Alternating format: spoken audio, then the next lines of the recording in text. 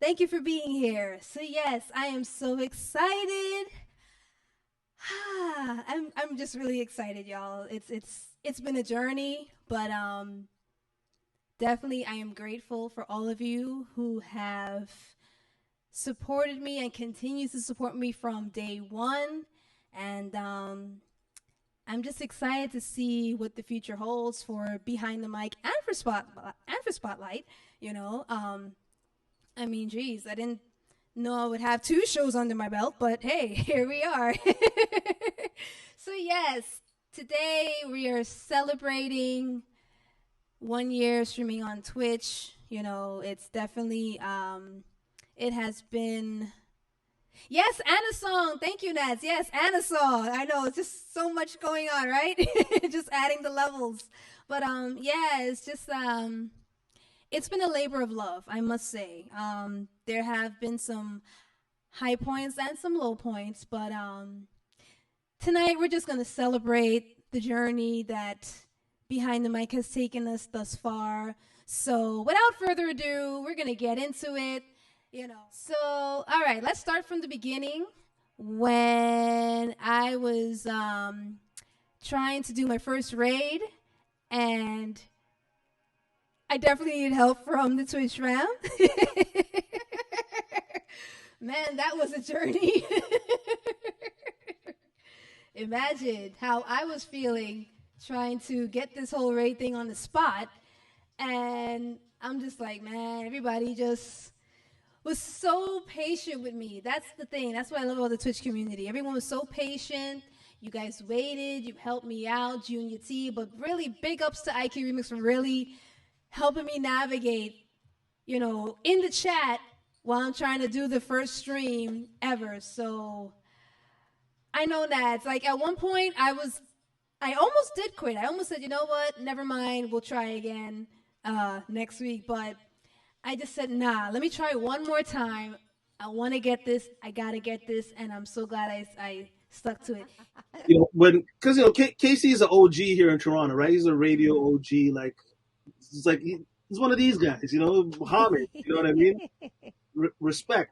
Yeah. So when he popped into my chat, I was so happy to see him because I haven't seen or talked to him in so long, right? And I was just like, and that's one of the great things about Twitch because, the word got out there, hey, all the DJs are on Twitch, you should go check it out. Right. So he popped in and we started talking and I was like, bro, we really need you back.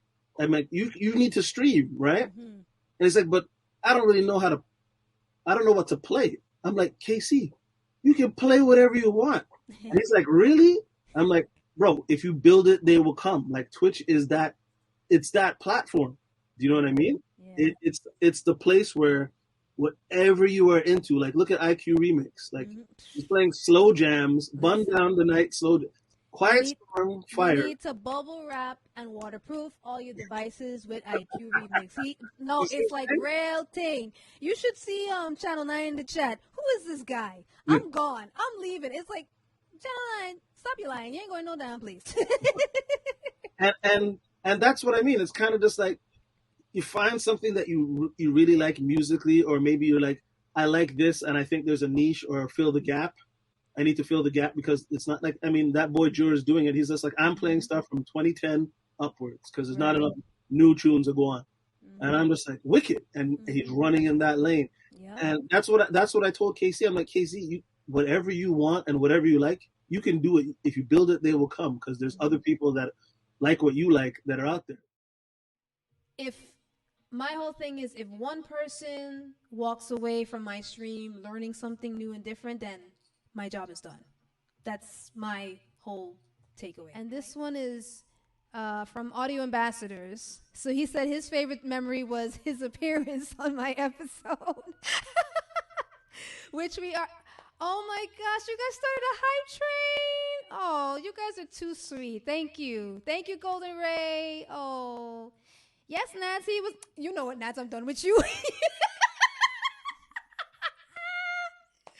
Oh my gosh.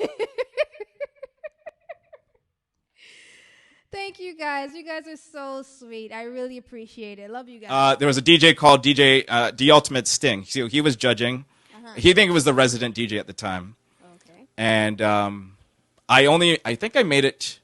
I didn't get past the first round, but then I think again, I don't think it was because I wasn't a good DJ. It was all politics because they're just trying to. It was like I think they did this to get people in the club. So like all these DJs. Okay, you bring your people, and it's like a free. The bar makes money because all these people show up, and I'm not afraid to say it. I can say whatever I want, right? It's true. So he's like, yeah.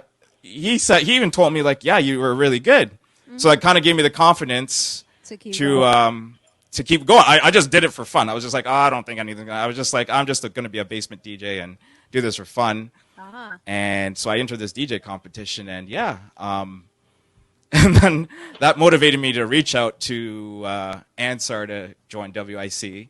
Mm-hmm. And then, so and back to the story. Yeah, I bought the turntables. And I started buying records and collecting records and going to the record store on Thursday. This is the funny part is that this is like just before DJs started transitioning to laptops and software and stuff like that. So I was kind of like, I was starting to do that as people were starting to stop doing that. Right? Yeah, transition away from it. Oh man, I love DJ Ron C. He tells it like it is. Like, take it or leave it. And that's that, Love him for his candor, Okay. Everybody lives in Brooklyn, apparently. Yes, the best borough.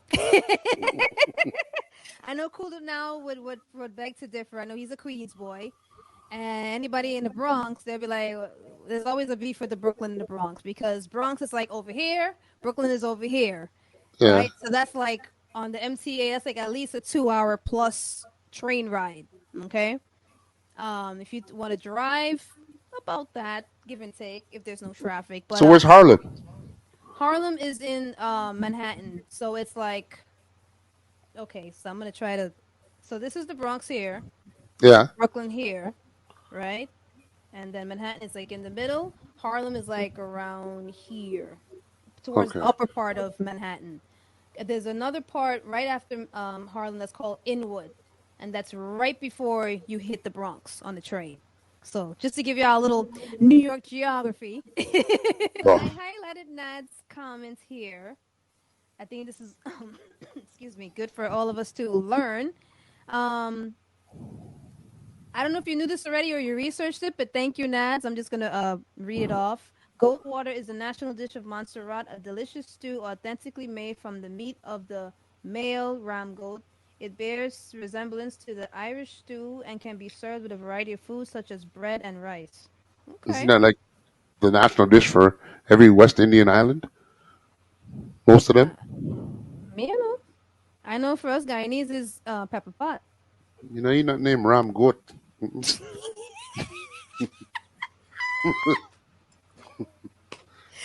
Listen, I is a Guyanese, okay? I gonna say Ram Goat. Oh man, that was epic. When I said tears were streaming out of my eyes this week putting that clip together. Oh my God.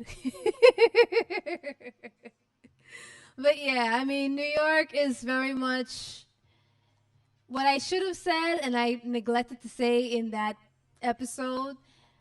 There are a lot of hubs. Certain stations are hubs where a lot of the trains would converge and you can get from various parts of the different boroughs, that you can reach there. Like 42nd Street, Times Square, for example.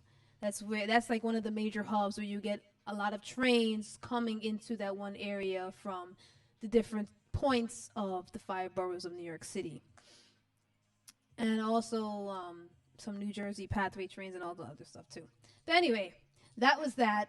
Yes, Naz, that definitely was something. But